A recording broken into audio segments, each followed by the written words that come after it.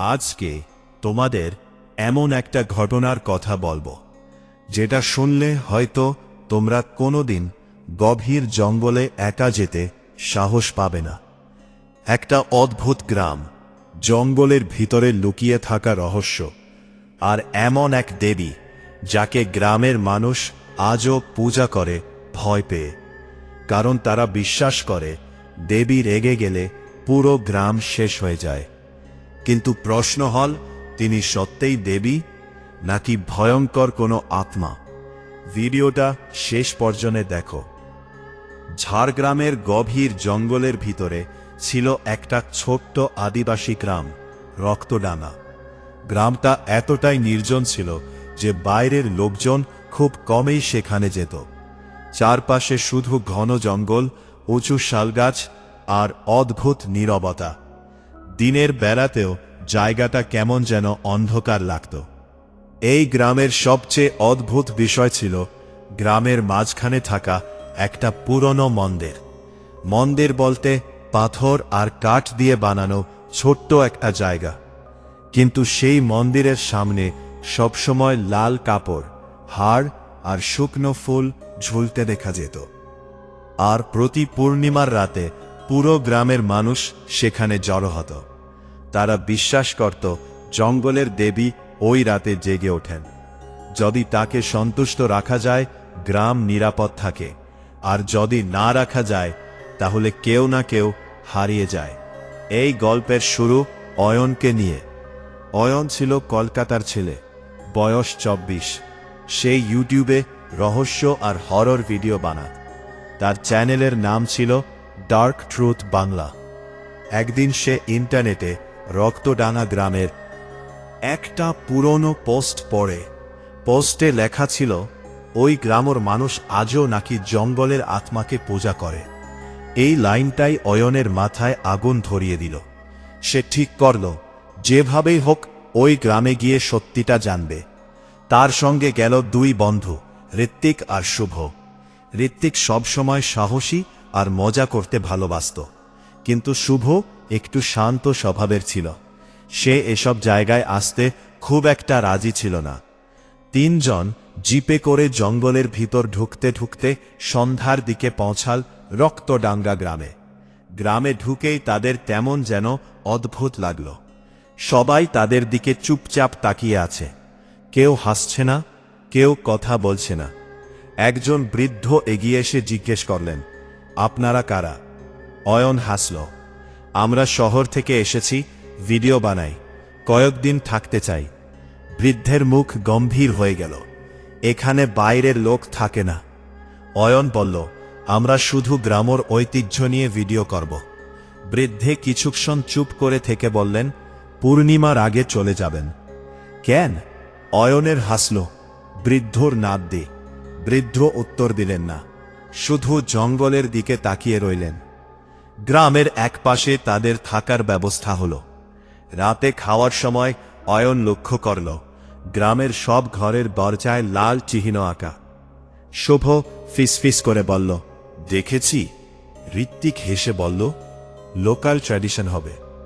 ঠিক তখনই দূর থেকে ঢাকের শব্দ ভেসে এলো, ধুম ধুম ধুম। অয়ন জানলার বাইরে তাকাল।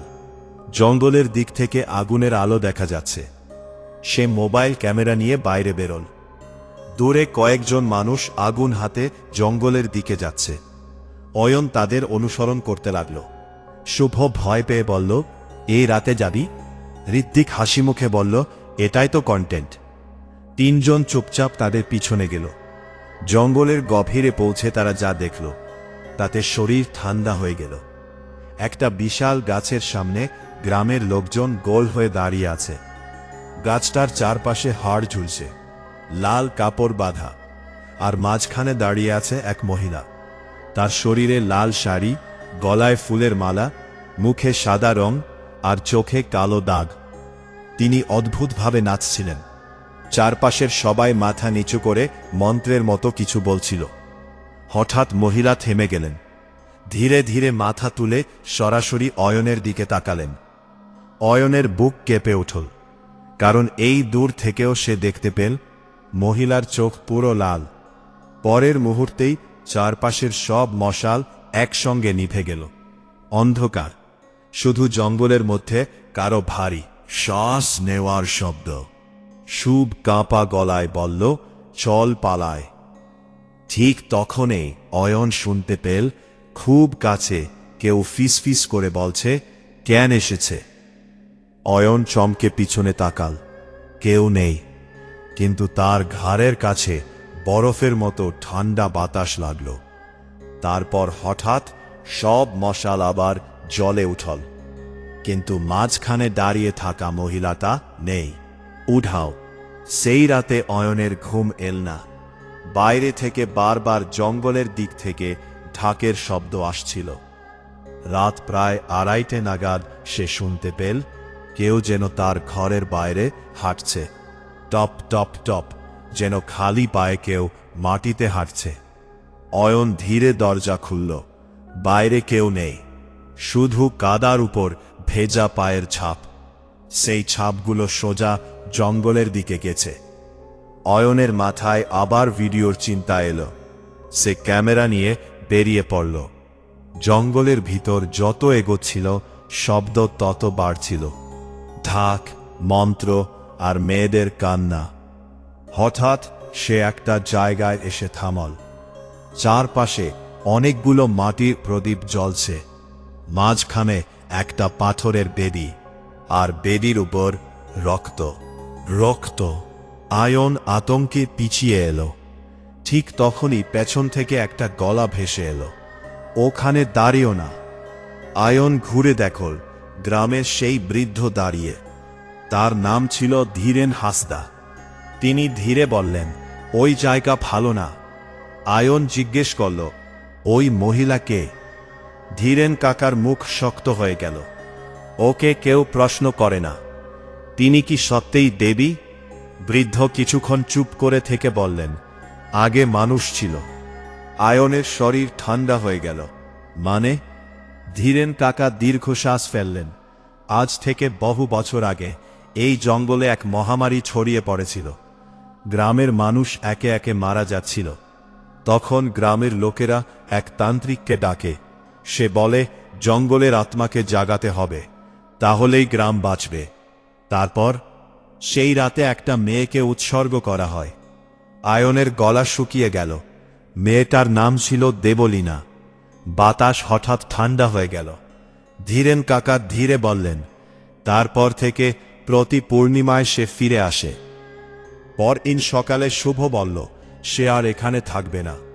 কাল রাতে আমি দেখেছি কেউ জানলার বাইরে দাঁড়িয়েছিল। ঋত্বিক হেসে বলল, ভয় পেয়েছিস? কিন্তু শুভর মুখ দেখে বোঝা যাচ্ছিল সে সত্যিই আতঙ্কিত।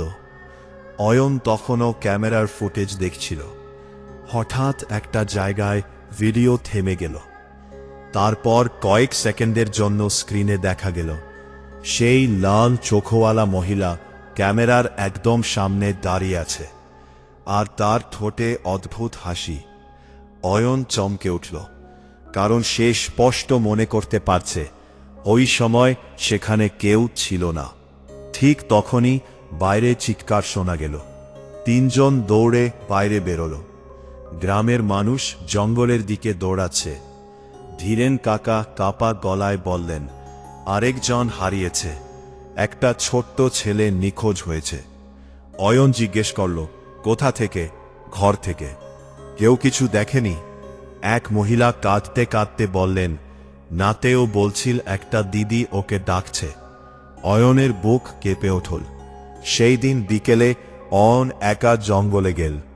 সে সত্যিটা জানতে চাইছিল।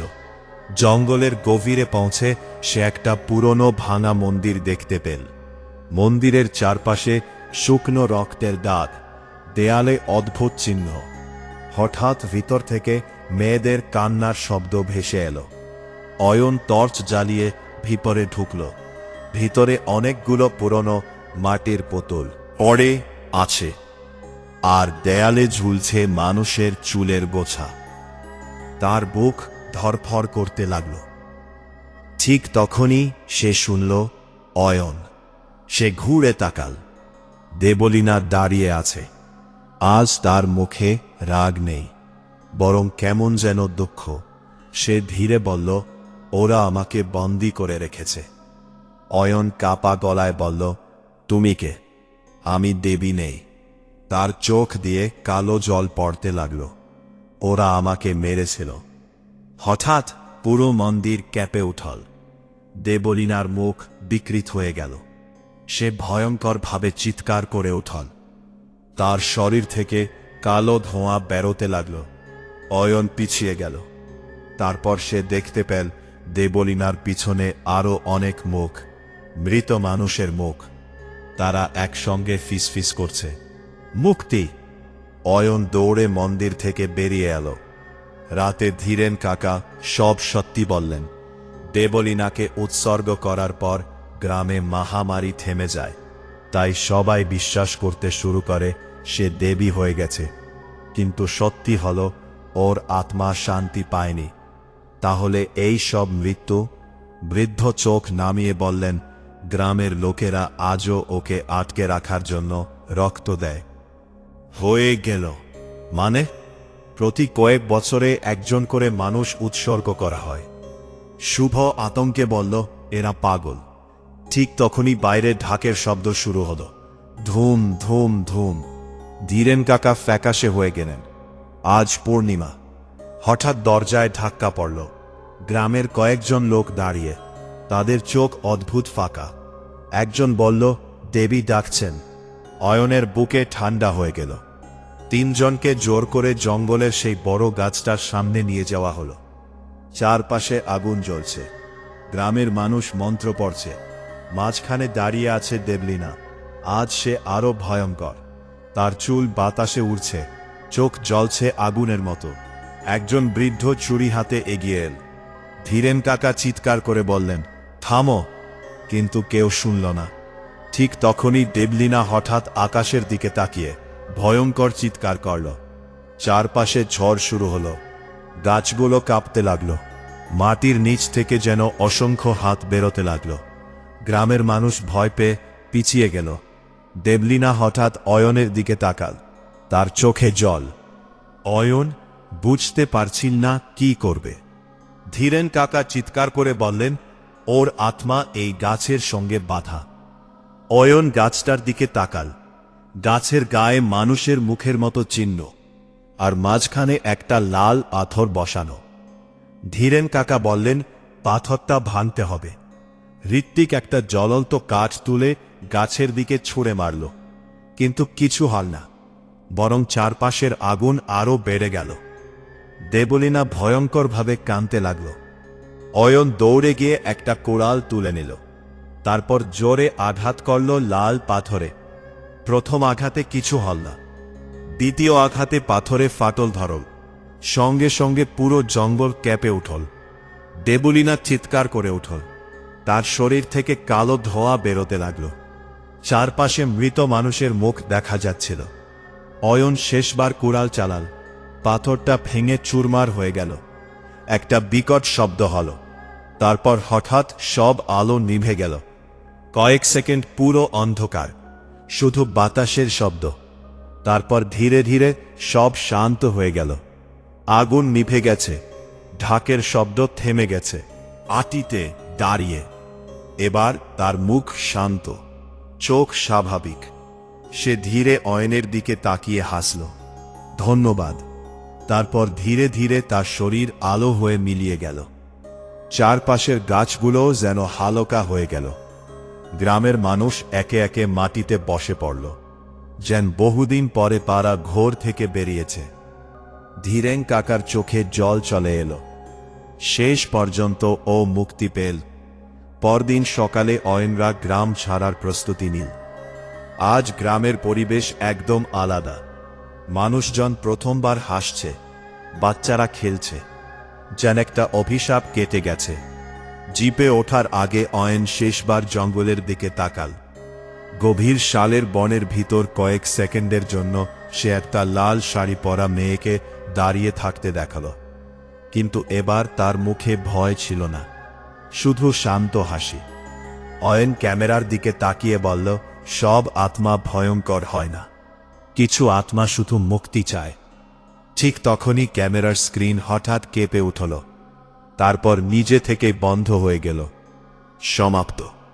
যদি তোমাদের এই ভয়ঙ্কর গল্পটা ভালো লেগে থাকে তাহলে ভিডিওটা লাইক করো, চ্যানেলটা সাবস্ক্রাইব করো আর বেল আইকনটা প্রেস করে দিও, কারণ সামনে আরও এমন ভয়ঙ্কর আর রহস্যময় সত্যি ঘটনার গল্প আসতে চলেছে। রাতে একা শুনতে ভুলো না।